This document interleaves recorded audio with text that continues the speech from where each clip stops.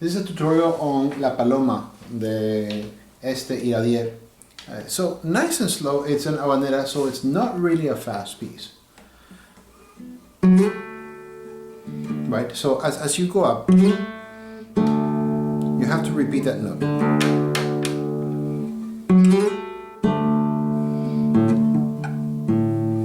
Now you're going to be tempted to play that A, on that D, sorry, on the D string, right? But you're holding on to that melody, right? Right, so you lose that melody if you lift your pinky to play a D. So it's good to have it here in the fifth string.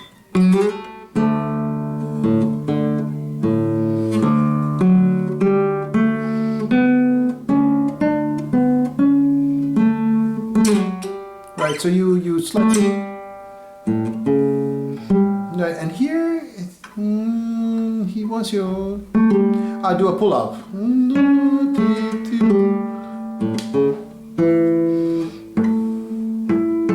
Right, and those are harmonics. So just a little bit of that moving line.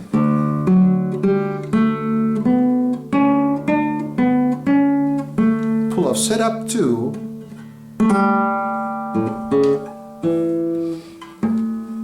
Right, so you're holding onto that.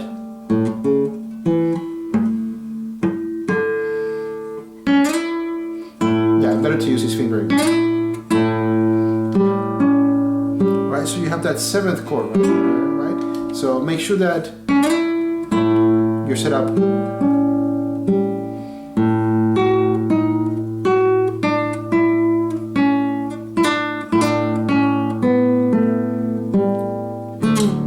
It's just A. For some reason it feels better to play G, but it says A. It doesn't sound right to me. Right, and do use 2. I would just do it. Because my reasoning is, if you look at the music, you're coming out of that a G. Sounds better instead of, right, because that's an A, but the case is G.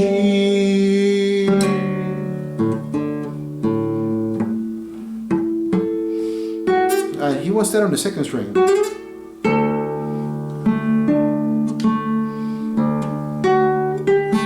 Here you have 3 against 4, right? Right, you have to play that A right away. Right, you go back to the bar, 4th string and 1st string. Pretty C sharp, right? Right, and again you have that 4 against 3. Right? So one more time, just that high part.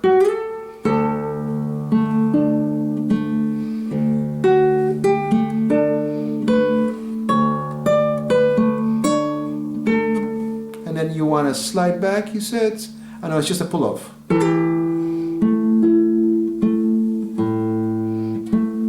Right. And he wants, that's still on the...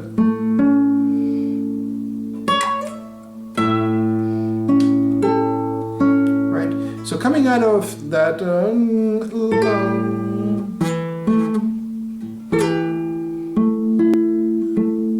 change position to 6. 4th string, 3rd string.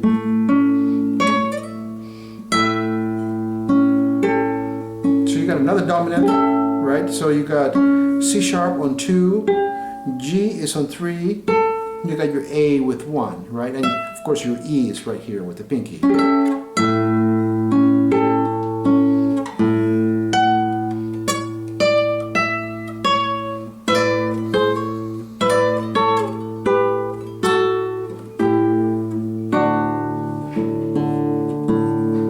Let's talk about that part.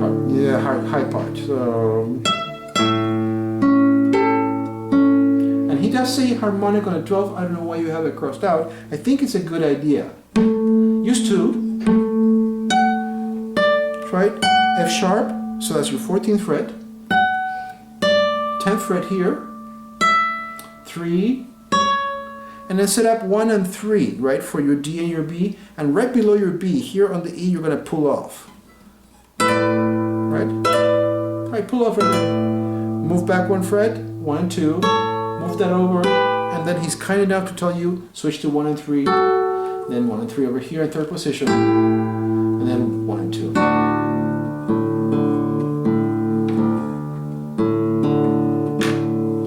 Then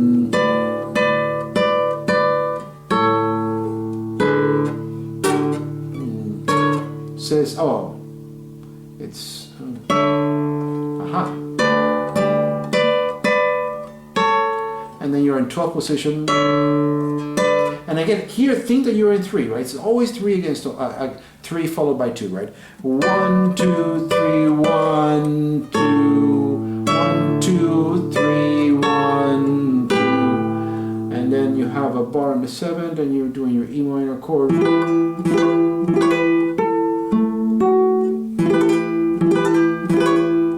Quite a bit of acrobatics for the pinky. Hammer, so 2 3, hammer to the C sharp. Where were we in the music? There we are.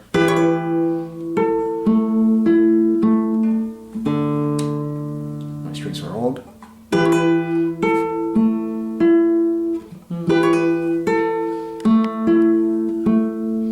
Then he wants. Still on the tuplets, and again you have that A bass.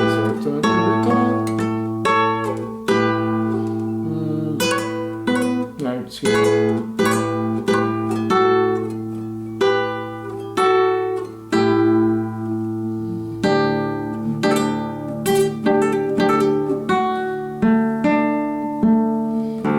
So let's talk about that last part. So you have, this is the 3rd line of the 2nd page. Move over to 5th position, and then you stay. You go back to 7th position. And it's a C sharp, so you're gonna have to use 3 to get the C sharp there. Get back to 5th position.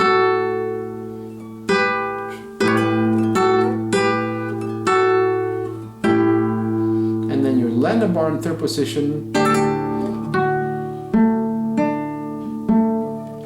Right? Complicated rhythm.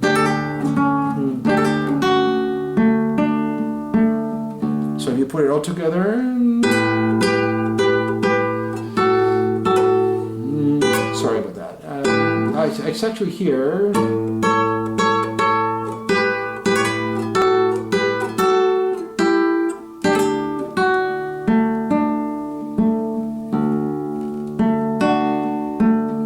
So on the 2nd repeat, you got.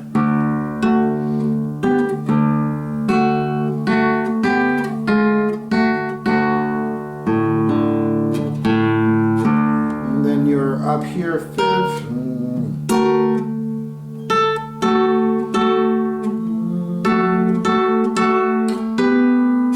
I think I might have heard this piece before.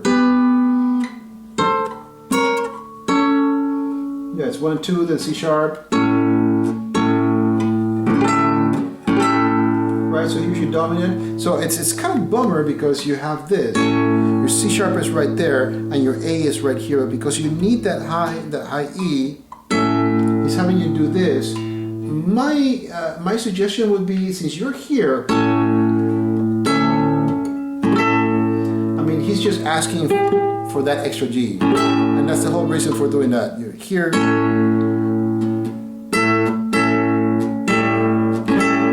Yeah, it makes sense. That's fine. Then, but that part is not that bad. Let's just make sure that we get that from the second repeat. And he wants that on 2 and 4, so that was wrong in 1st position. I guess he wants it here.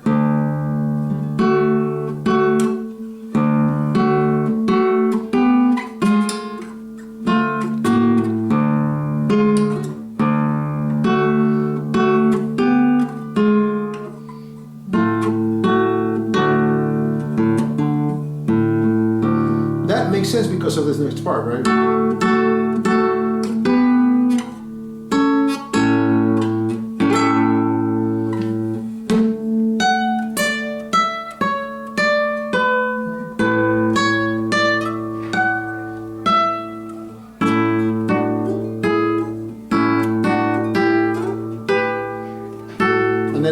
That's the fermata.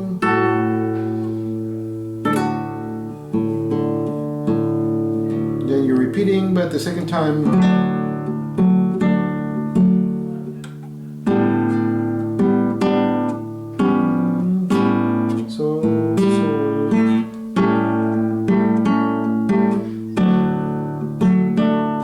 That's right.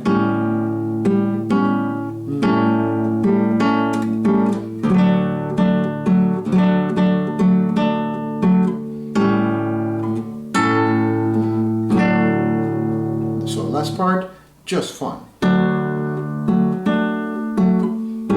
Right, so bar in a second, your pinky's grabbing the G on the 4th string, 5th fret.